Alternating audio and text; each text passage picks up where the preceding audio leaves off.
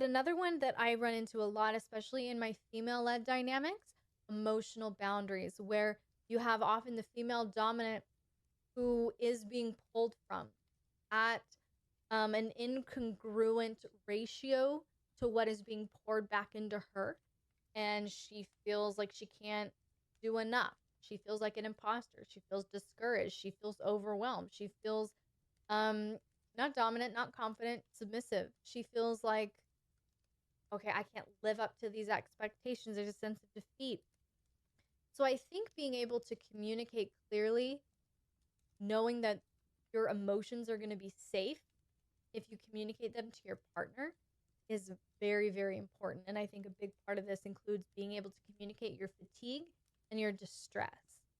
If you and your partner normally, are 24/7 from Friday to Monday, and you're just fatigued mentally, emotionally, physically, whatever, you need to be able to communicate that.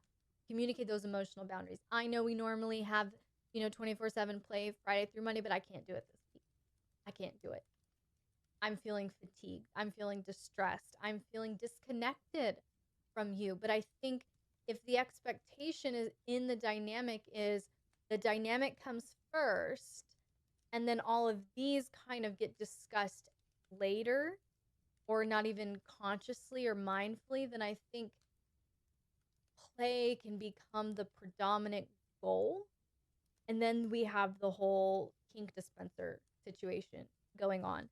So I think emotional boundaries, having that sense of safety where we can both communicate this is where we're at, I think is very, very important.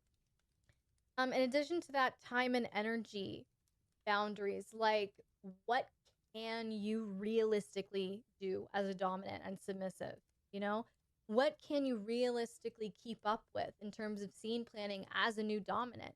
If you're brand new to this lifestyle and you're still unsure, you're still building a contract, you're still figuring out limits and punishments and all these things, maybe you can't commit to the level that your experienced submissive wants you to commit to. So you need to be aware and honest with yourself and know what time and energy investment, what level of investment can I put forth here? And this also includes communication and expectations. Like, how often are you expected to communicate and engage? What are the expectations that are being put onto you as a dominant, you as a submissive, you in terms of planning play? All of these need to be communicated. And then finally, I would say, and again, time and energy, that includes 24/7, scene to scene, things like that, which should all be, like I said, discussed as you build your contract. These are all aspects of what I've designed the contract to help you communicate and hash out as a couple. So if you want to check that out, go to patreon.com/AlexErotica, and it's my BDSM contract template. The final point here is health and safety, okay?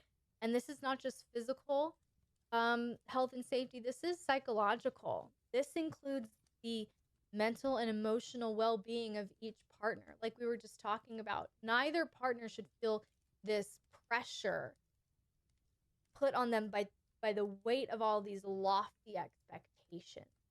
You should feel not, totally peaceful and totally at rest all the time, especially if you're, dominant. You need to still think at a high level, but there shouldn't be this frantic pressure. I'm not good enough. I'm not good enough. I'm not good enough kind of feeling. Does that make sense?